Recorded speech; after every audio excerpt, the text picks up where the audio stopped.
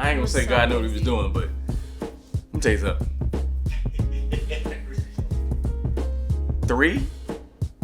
We go from 2 to 5 people? I got, well, when I met you, I had me money. I didn't have we money.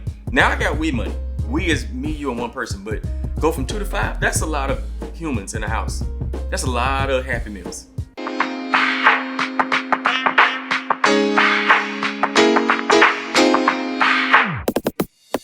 Hey, it's Q&A with Bae. Hey, it's Q&A with Bae. Hey, it's Q&A with Bae. Bring your questions in your Bae, and it's time to play. Ladies, it's Q&A with Bae. It's Q&A with Bae.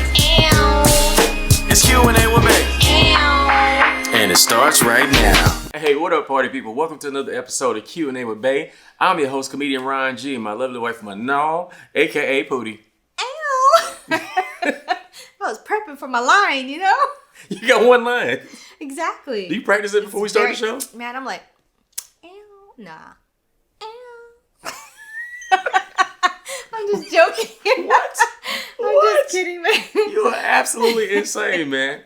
Hey, so listen, we got a great episode for y'all today, man. We talking about something that's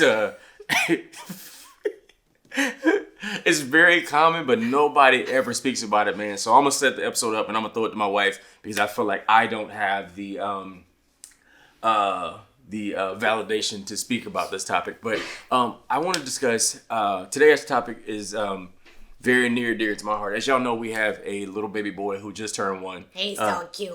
He's so cute. He looks like he got my nose and my nipples. But the rest of the stuff is my wife. He looked just like his daddy. You think so? Oh, absolutely. Are you kidding me? He is so cute. But he got like your face shape. But he got like my this part up in here, like this little. He got your head, your eyebrows, your eyes, your nose. He got my T-zone.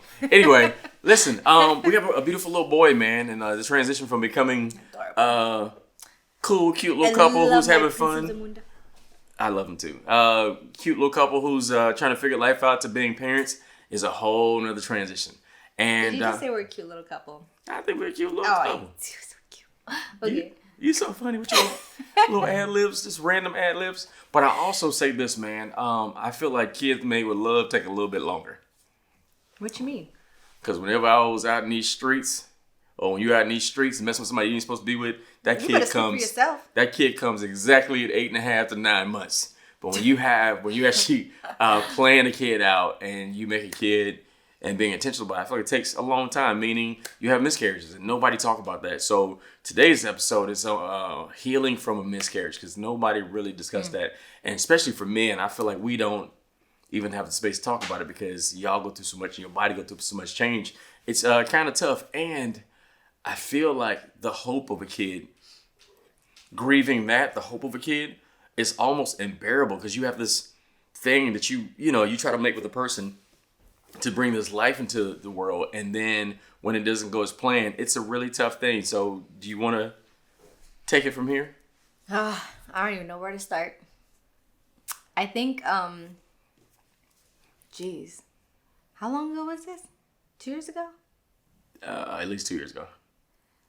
So I feel like the hardest part for me was, it wasn't even healing after, it was the hope while being in the process of it, because I feel like so much stuff went wrong, and then as time went by, I found out that stuff really didn't go as planned, didn't go as it should be. So I basically went to the hospital one day because I was feeling cramps, I wasn't feeling good. So I went to the ER. Ron was at work, and so I basically went by myself, and he's like, I'm gonna come, I'm not gonna go to work. I'm like, no, just go to work, I'm gonna go by myself. So I went, and as soon as I got there, they're like, oh, hey, FYI, we have good news and bad news. Good news, you're pregnant. Bad news, you're going through a miscarriage of triplets. And I was like, wait, what? But I was in so much pain. I was like, huh, what? Oh my God, I'm in so much pain. What? So then they put me on morphine and gave me so much drugs to help ease my pain. And they said basically that I could either go upstairs right then and there and have a surgery, or they could put some pills inside of me to basically make sure that everything comes out of me within a few days. And I was scared because I was like, there's so much going on. I don't know what to do. So then I hit up Ron. I was like, hey, babe, this is way more serious than we thought. Whenever you're off of work, please just come because I don't even know what's happening at this point. Because, mind you, I barely had eaten that day. And they had me on strong drugs. And I barely even take Tylenol. So I was already kind of loopy.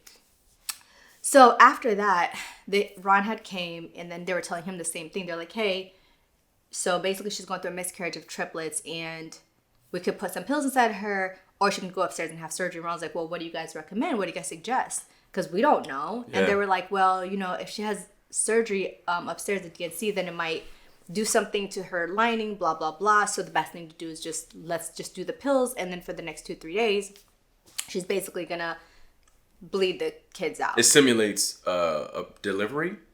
No, you have an abortion. Pain. It stimulates the pain. You have the pain, but you don't have the receipt when you're done. Yeah, the pain will be like you're going through delivery, but you're delivering stuff that's supposed to come out of your body that's basically not alive. So we were like, okay, so they did that. And so Ron was driving and I was following him after they put the pills inside of me to basically have an abortion at home. And when I was driving, I was so loopy that usually I'm like speedy driver and I'm going through traffic like crazy. But this time I was so far behind. He would call me. He'd be like, what are you doing? What's going on? And I was so out of it because I found out later I'm not even supposed to be driving, but they had me driving home. So we get home and basically for the next 3 days, it was hell. It was so bad. It was so painful. I was going through it in the room, in the bed, and poor Ron was just like seeing me in pain and he didn't know what to do. So he's going out and trying to buy stuff to help comfort me. And it was that whole process of 3 days was literally so painful, so excruciating, mentally, physically, emotionally. It was so many things at once that I didn't even know because I was just like hunched over and then I was in pain and then I was changing this and changing my clothes and it just felt like it was a lot. And it was to the point where he wasn't even going to work. He was just with me 24 hours a day, 7 days a week, which thank you, babe. Thanks for being there for me because it was so hard. I didn't even realize like what day it was. So I went through all that painful situation and then finally by the 3 days was over. So that was on Friday because I remember Saturday I was supposed to go to a dinner. So I went to the doctor's office. We got a checkup. And when I went in to get a checkup, the doctor was like, hey, listen, everything's great. 95% of it is gone. And I was like, are you sure? Because I have some event tomorrow that I'm going to go to. Am I going to be okay? And he's like, no, everything's fine. And I was joking. I was like, yo, can she go out and party this weekend? He was like, oh, you good? Go ahead. Yeah, he's like, go ahead. Go party. Go have fun. You're fine. Everything looks good. And I was like, okay. So the following day, I went out to dinner with my friends. And then we went to a lounge and we were sitting there. So Ron had met us at the lounge. So Ron's sitting here. I'm sitting here. My two girlfriends that are sitting here. And I just had told him about the situation that I had gone through for 3 days. Mind you, they were shocked. They're like, oh my God, what? Blah, blah, blah. And I was just like, hey, it's okay. I went through it. I think I'm fine. I just got a doctor's clearance. Everything's good. So we're sitting there having a great time. Next thing you know, I literally felt like a gush of fluid coming out of me. And right away, I was like, I had to take a deep breath because I was like, I feel like something's going on with my body. And so I just whispered to Ron, I was like, hey, go pay the bill. We got to go to the hospital. Mm-hmm. Remember that? Mm-hmm. And because I didn't want to freak my friends out because they were already freaked out about me just telling about the situation. So I told Ron. Ron goes, he pays the bill, comes back, and I look at my friends and I'm like, hey, listen, FYI, I felt like a huge gush of stuff coming out of me. I'm already feeling lightheaded. I think I have to go to the hospital.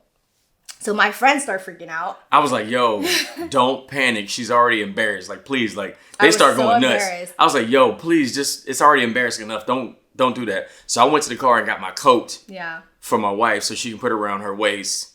And then... So he got a coat, and before he got a coat, actually, I had also told him to go get some paper towels because I just felt like, as soon as I felt that gush, literally within 2 seconds, I felt my pants getting wet all the way down. And I was just like, something is awfully wrong. And it was so scary because I'm the type of person who gets embarrassed if anything happens. So I'm just like, holy cow, I got to get out of here. We got to pay the bill. Something is off. So while he went, paid the bill, came back with towels, I'm explaining to my friends he's going to the car to get me a coat. Trying to tell them to calm down. So I'm literally, while I'm going through this whole process, I'm trying to calm my friends down because they're worried and scared about me. But they were acting up more than you, and you were experiencing it. Well, because I was trying to calm them down because I didn't know. That should be your problem.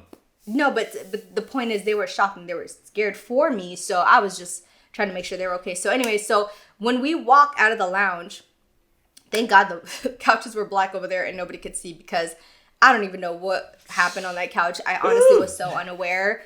because like I said, I felt my pants wet. So then we went to, we drove straight to the hospital. I didn't. Yeah. We went straight to the hospital. And as we were driving to the hospital, I felt lightheaded. I felt like I was losing a lot of blood. Yeah. I started seeing stars, and right away I was like, hey, babe, FYI, I'm this type of, this is my blood type. This is what I have. This is what's going on. Right away. Because I was like, just in case I have to give me a blood transfusion or whatever the case was, I gave him everything because I could tell, like, hey, I'm losing blood. I'm getting lightheaded. If I pass out and something happens, he needs to know this information. So we get to the hospital. And as we get to the hospital, by this point, I'm like already fainting. And they... Can I chime in? Yes. I pull up at the hospital and they have like a security guard outside. And I'm like, yo, I need to get my wife in here. And they're like, no, you can't park here. I'm like, listen, don't you hate when you go places and people take their job too seriously at the wrong time? I'm sitting here trying to make sure my wife was good. She is blacking out. There's blood everywhere. And I'm trying to make sure she's good. And they're like tripping about parking. I'm like, I need to get her in here. And then I got you in there, and I was trying to get Mind you. It's like Texas Chainsaw Massacre, and I'm still in my heels, and I'm like falling over. It was a straight crime scene. And Ron's trying to hold me. It was a straight crime scene. There was like a blood trail. I mean, I'm laughing about it now, but it was really scary. We're fine, by the way. Yeah. So y'all don't. We experienced it. Y'all okay? Then we get in there. The lady was tripping about us going to the bathroom. Like, y'all in here too long. I'm like, ma'am, listen. So basically I had to go to the restroom because, once again, I don't know why I feel so embarrassed about stuff that I'm physically going through that I can't control. But I was like, I got to go to the bathroom. I got to change my clothes. I feel so uncomfortable. So I'm trying to go to the bathroom and make sure I change and I'm not bleeding everywhere. So not everybody else. So I'm so worried about making sure everybody around me is comfortable and doesn't seem like I'm dying or something. And then we were there for so long because he had to come and help me take my pants off. I'm in the bathroom trying to make sure she's good. And I don't know. I can't say that. But you see particles in the toilet, and I'm trying to clean it up, and the security guard is on us about being in the bathroom too long, and I'm like, look, my wife is having a moment. Please just be patient with us. Like, I was so pissed off at the security guard, just kept being on me about how we doing stuff. I'm like, yo, like. And I know somebody out there is gonna be like, what the heck, ghetto kind of hospital were y'all at? We were at one of the best hospitals in this. Top 3 in the country. Yes. Anyway. And number 1 here. And I'm trying to clean up. I'm trying to make sure you're good. I'm trying to make sure you don't pass out. I'm doing all this stuff. The security guard knocking on the door. This whole time, I am in so much pain. Like, I'm in so much pain that I'm just like, oh my God, this hurts. Like, the whole time, I'm literally in so much pain that I can't even comprehend. Like, it was really bad. Side note, they take her to a room and get her set up. Hear me out. When you go to the hospital, it's already kind of like an eerie place anyway. My wife was moaning the entire time. Let me tell you something. My wife didn't even cry at our engagement. She didn't cry at our wedding. My wife don't cry over nothing. Like, you didn't cry when our son came. You didn't cry. My wife don't cry at all. She was. Because I had an emergency C-section. How am I going to cry? In general, you don't cry. Okay, whatever. Anyway. I cry in the shower. So while we in this hospital room, my wife is moaning, and everybody on the hall can hear my wife moaning because she was in that kind of pain. That's why I said I gave you the reference point. I didn't even realize that they can hear me. My wife was moaning. I was like, It was straight haunted house in the hospital where everybody can hear it, and there was no soothing you. Like, as a man, to be there with you and not be able to soothe you, it was not a good feeling. Like, my touch, thinking about that day. My hugs hurt, my touch hurt, because I was like, hey, do you need anything? It was getting on her nerves. Like, there was nothing I can do to comfort her while she was going through this. Continue. So, while I'm going through all this pain and going through all this, they were like, another doctor needs to come here to perform the surgery. And me and you were like, wait, what surgery? We just got a clearance from the doctor yesterday that everything was already out. They said 95% of it was out. The 5% that was left was naturally going to come out because I took these pills. And, basically I had an abortion at home. So that's when the nurses and then the doctor comes in and they're like, you were pregnant and you had a miscarriage of triplets. Nobody should have given you pills. You should have had a DNC that day. There's no What does DNC stand for? Dilate and curettage or something like that. Basically, they not coming? They not coming? I'm sorry. Too soon? I'm sorry. We have a child now, I'm saying. All right. I'm just laughing at you. Somebody else might take this the wrong way. Okay, I'm sorry. But, yeah, I think it's dilate and curettage. So basically where they open you up and take and scrape everything out. Do you have to say scrape? That's what curettage means. I know, but you're saying scrape. Scrape is such a strong word. We're trying to be as colorful as You just said they not coming. You better relax. I said day. Okay? Day is not a real word. Yes, it is. It's they in a getaway. They not coming? Anyways. All right, go so ahead. Basically they said that I should never have gotten those pills. I should have had that surgery. They should have taken everything out of me. Because they basically said, no, they meant to say 95% of that stuff is still in there. And you're literally going through labor right now. And that's why you're going through so much pain. I was going through labor in the middle of this lounge, not even knowing it. And I was when I tell you I was completely out of it because I was in so much pain and I was losing so much blood that I was just like, oh my God. At this point, I was like, who needs to do what? Do whatever you got to do. I don't care if you put me under. I don't care if you put me over. You've been pain for a long time too. I was just like, please just do what you got to do. We went into the hospital at like 11 o'clock. The doctor didn't come till like 5 or 6 a.m. I didn't have surgery until like 11 a.m. Mm-hmm. So that whole situation was so scary, so painful. I hope nobody ever goes through that. And that just made me be more aware and alert to do so much research after that. Because I was just like, this just does not make sense. Why would they make me go through all this? And why wouldn't the doctors at least prep us or warn us or tell us, hey, FYI, with triplets, you don't even have this option of doing the pills. You have to go do surgery right now. Because we would have been like, okay, let's do it. Because we didn't know. It was our first time. So anyways, long story short, I basically had to have the surgery and left home. And it was just... I think it took like a few days for me to snap back because I was just, not snap back physically, but snap back mentally because I was just like, what the heck happened? I just felt like I was betrayed by the people I trusted. And I just felt like something was wrong. And I'm so mad that I couldn't protect myself. Yeah. I couldn't protect myself from the people that were supposed to protect me, if that makes any sense. So that whole ordeal was very, very, very traumatic to say the least. And for a long time, I don't even think I grieved about it. I was going to ask you that. I was going to ask you, like, emotionally, how did you even deal with it? Like, even when we found out our kid was, when Idris was here, didn't you say something happened when we found out? Oh, yeah. So because I did so much research, when we got pregnant with Idris, I went to the doctors and it was almost like deja vu because I went to doctors and they're like, hey, FYI, we're gonna send you to a specialist because you're having a miscarriage, so you have to have a DNC. So I was like, okay, I feel like this is deja vu. So anyways, they sent me to a specialist because I was just like, hey, this and this happened to me before. So that's when they were like, okay, well, we're not gonna give you the pills if you've gone through this before. You're gonna have to have the surgery. I went to the specialist. The specialist was like, okay, we're gonna do the surgery tomorrow. You can wait a week. But because I knew what happened to me before, I was like, you know what? Let me just give myself some time. Let me take a week. Let's see what happens, and we'll go from there. Long story short, the day before I was supposed to have the surgery, I went in and I was like, you know what? Just check it one more time. Who knows? Something might happen because I just felt so weird about the first time. And it was so quick, so fast. I felt like I just did everything that the doctor told me to do and I didn't trust my own gut instincts. So this time I was like, you know what? Let's just wait. So I waited longer than a week when I was supposed to. Finally, when I did go in, the day before I was supposed to have the surgery, all of a sudden they found a heartbeat. So I was just like, I was about to go through a whole nother traumatic experience, lose another kid that possibly, and then it made me think like, dude, that's crazy that I lost triplets according to them. Possibly one of them could have been alive because now they told me I was having another miscarriage. I was supposed to have the surgery to take this child out. Yet the day before the surgery, they found a heartbeat. This whole beautiful child that we have right now literally could have been taken out of me again. Could have not happened because of mistreatment people of thinking, hey, you're having a miscarriage. So I'm just like, trust your own instinct because honestly, I think sometimes we fail to realize that practicing medicine still means they're practicing. Yeah. And sometimes doctors don't know.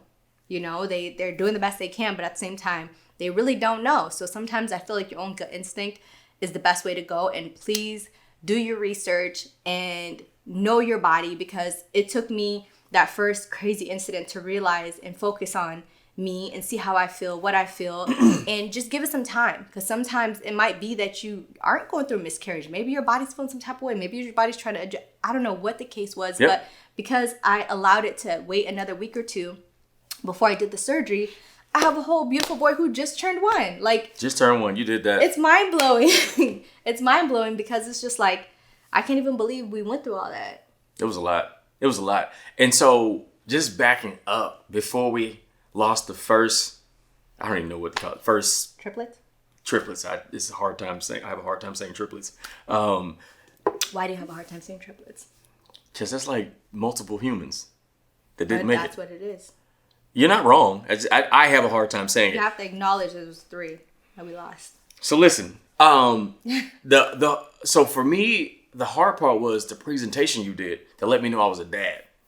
Like, that part really choked me up because you did a whole presentation of letting me know I was going to be a dad. So my wife did something really cool. She set it up, did a video of her sister, and she recorded us. And she was like, hey, I need to send this video to my friend about some cultural stuff. I'm like, whatever. I was in a funky mood. I didn't want to hear it. I was upset. Really didn't want to do it. And she decorated the balcony. It was all pink and flowers and stuff. I'm like, man, got me sitting in the rose bushes doing a testimonial about whatever it was.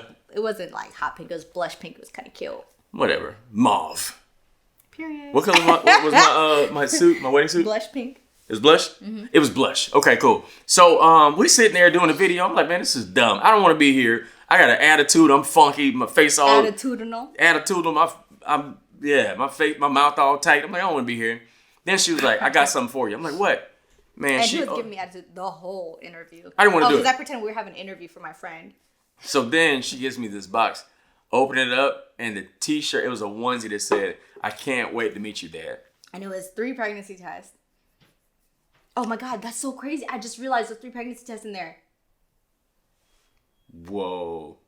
Oh, I never realized that. Whoa. Because I did the first one, I was like, that ain't true. My dumb, but did I smell it? I think I smelled it or something. I was like, what am I doing? I didn't know what it was. I thought it was a spoon. Anyway. Like, this smells like urine. Why does it smell like pee? And then she presented to me, and I found out I was going to be a dad, man. Again, like, the hope attached to having a kid is, like, the most magical thing ever because you and the person that you love or smashing, whatever your situation is. But what happened was, once I showed him and I did the whole presentation of him going to be a dad, it's so cute because I did that for my sister, which said, you're going to be an auntie. And she opened it up, and she's like, oh, this is so cute. Who is this for? And I'm like, who would it be for? It says, congratulations, you're about to be an auntie. And she's like, huh? Who? I'm like... Bro, who else would be an auntie if I had a kid? And she's like, oh my God. But anyways, the whole thing was, after I did that for him and I did it for my sister, surprised both of them, literally, like, I think a week before I went to the doctor's office with the pain, I had my period. So I was like, oh, you know what?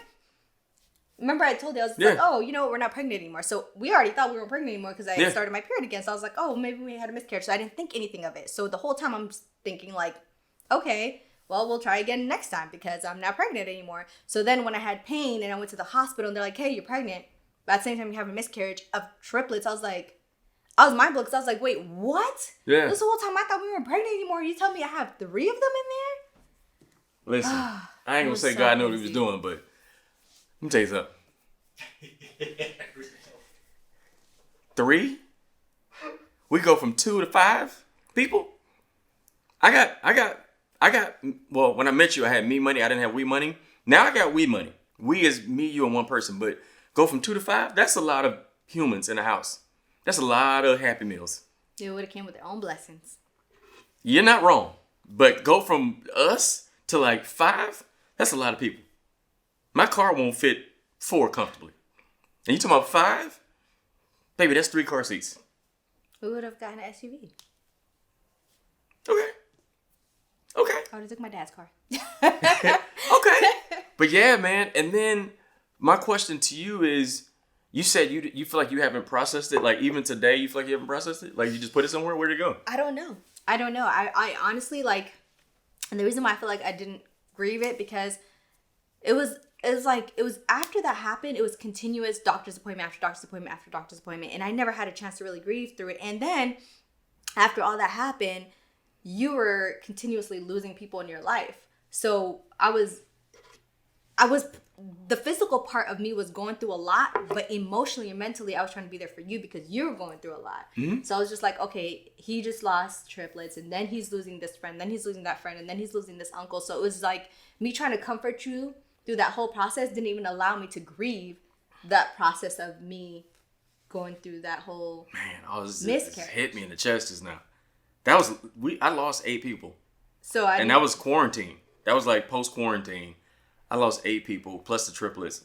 I checked out for a while. And I think too, when you have so much death in a short period of time, it just reminds you how fragile life is. And you start thinking about yourself dying. You're like, man, I ain't gonna be here forever. Like, it's just a weird feeling. And then we getting to know each other. We got a new marriage. Like, it was a lot going on, but like, you definitely held it down. And I'm like, I admire you so much, man, because you still, like, you have this care. I call it the caregiver. You're the oldest, so you have the caregiver spirit, and you try to take care of people even while you're drowning, man. And I hope that one day you give yourself permission to feel what you're supposed to feel, even though it's not easy. And, you know, sometimes, especially that we have a kid now, it's like almost like not useful to even go back that far when you have this beautiful blessing, you know? Because during that time, when I lost all these people, I was like, instead of me grieving every single death, let me just celebrate the special moments I had with these people. You know what I'm saying? Yeah. Like when I lost my uncle, like I was like, let me just enjoy him, because I got to a point where if I grieve all these 8 people, I'm not gonna enjoy Idris. Yeah. Okay. Like, just enjoy him. Like, I'm like, if I grieve everybody, I ain't gonna be able to come out of it. Like, I won't, and I just blocked it out. So when I started losing people, I was like, I can't do this. Let me just enjoy that I had great moments with the people that I lost, man. And it just with Idris, man, like, he's such a bundle of joy. He's just so much joy and work, and even though he don't smile at people that don't live with us, when he does smile, it's so special. He is the king of me mugging. And I'm so glad that he's here. Like, me too. I dreamed my entire life to have a little boy, and the fact that he's here. To have a little boy that's yours, you mean? Oh, he's mine. He's mine, and I can hold him and look at him, and when we wake up and I just see his little face, he like, you know, it's so cute. He wakes up and he'd be like right next to us.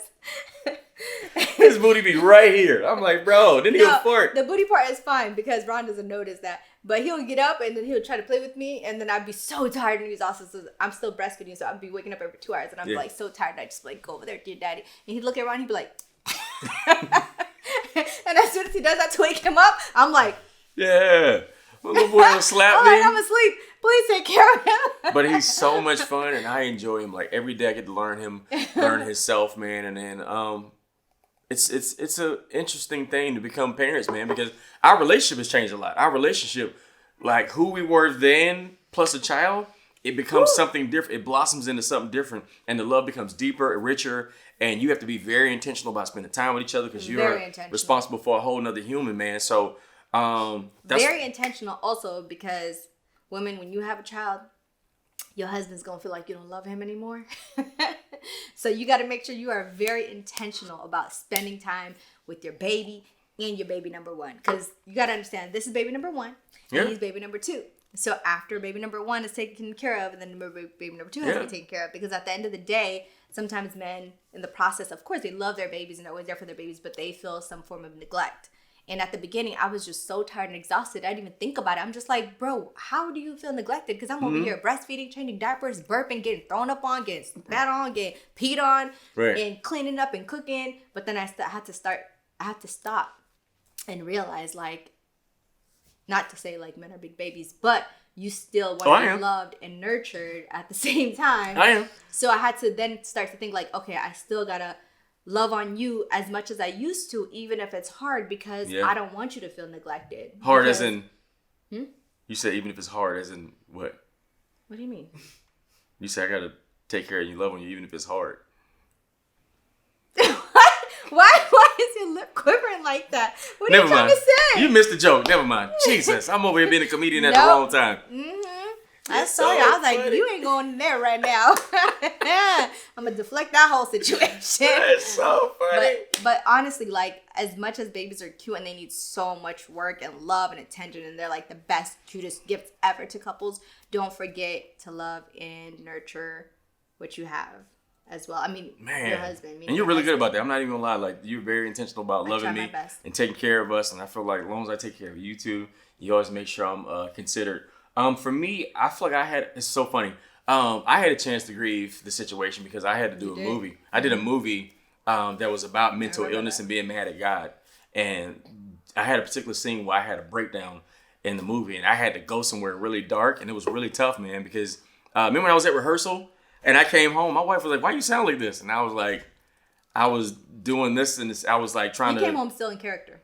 Yeah, but I was still like in my space for the scene. But I realized I went to like... A dark space? Yeah, I went to like losing my kid. Like I envisioned being on a balcony and rehearsing that moment. And for the scene, I used that to fuel the scene. But man, when I got on set, I tried to do that and it ate me up. And I was like, I can't do that. So I had to like go to the place of, hey, I'm having a kid for the first time. And it gave me joy and gave me tears versus like taking the darkness of, God, why would you give me a kid and then not let me see it all the way through? You know what I'm saying? But when I actually shot it, I had to go to a really dark place. But then I switched and I said I went to a joyful place. And it gave me the same kind of tears, which is more helpful as an actor than going to a dark space. But I had a chance to get it out. And I'm like, I literally went to the altar and laid it out on the table. And I like had a conversation with God before I started the scene. So when they said action, I went there. I'm talking about tears flowing.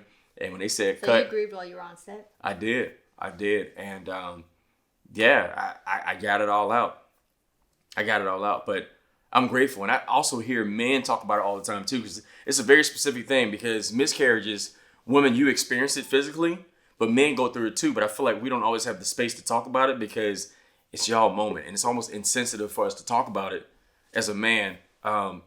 It's almost insensitive for us to talk about it because, again, it's your moment. So we kind of stay out of the way. But, you know, luckily I have a few good homies that went through it too. And I didn't realize how common it was that people go through miscarriages all the time. That's why this particular episode is about healing from miscarriages, man. Because it's very common. Like I said, kids made with love take a long time, take a little bit longer to make. But they are a blessing, man. So if you have experienced a miscarriage, man, please make sure you do the necessary work and talk to the necessary people to navigate through those things, man. Be there for each other too. Because at the end of the day, it's like you didn't know what I was going through physically. I didn't know what you was going through mentally and emotionally because of what you was going through. But I think we were both kind of trying to be there for each other and fill in the gaps that, I mean, you got a chance to grieve that because when you were on set, you had to get to that place. But for me, it was just like, I had to do so many things at so many different times that I really never got a chance to literally sit there and grieve about it. But before I could even grieve about it, anyways, I got blessed with another baby. And I'm just so excited and happy that I'm just like, with that being said, I'm still going to go to therapy because I'm sure it's going to come out one day. Oh, you need some therapy. I'm going to go to therapy because I don't know if it's about this, but you need some therapy. I love you. What? First of all, let me speak for myself. Okay, sorry. I just said I need to go to therapy, and you want to throw it in my face. Give me some grace, okay? I give you grace. Anyways, as I was saying, I want to go to therapy because I know that it's hard for me to say no. So I need to go to therapy because it's so hard for me to say no to people. And I'm just like, I feel so bad. And I was like, what is this condition that you have that you feel so bad? I always feel bad. Why do you have to feel so bad about people? Forget it. If you can't do it, you can't do it. But I'm just like, but I feel so bad. So I know I have to go to therapy because there's something wrong with me if I don't know how to say no. I don't think the word is wrong. It's just how you love and how you process life. I don't think it's a right or wrong thing. It's not right or wrong, but I need to know why it's hard for me to say no.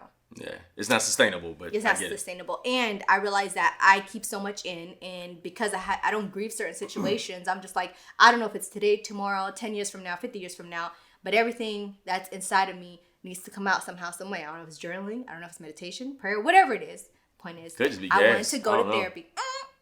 Oh, sorry. No, it's my stomach. It's those noises. You said it's gas. I was like, yeah, man. I keep going back to. So. Sorry, did I cut you? I love you. Thanks for being there. Them for me. I love you too, babe. I know I love you. I don't know them, but I love you guys too. I keep going back to like you being in the hospital and me not being able to comfort you. That's not a good feeling. To like not being able to comfort the person you love because you were in so much pain, but. We made it through it, and we have a beautiful little baby boy. And, man, we hope that this episode was helpful. And we appreciate y'all so much for joining us for Q&A with Bae, man. We're going to have so much more. Please make sure you like, share, and subscribe. We got a live version we're going to do, too. So please don't block your blessing. Make sure you want to be a part of it. And share and subscribe. Love, peace, and chicken grease. Oh, sorry. Cool. Cool. And before we get out of here, again, please follow me, Comedian Ron G. Also, make sure you follow Q&A with Bae on IG and particularly YouTube, where this podcast, I hate to call it podcast, but this show will live. And we just appreciate y'all so much, man. So until next time, real love is for grown folks.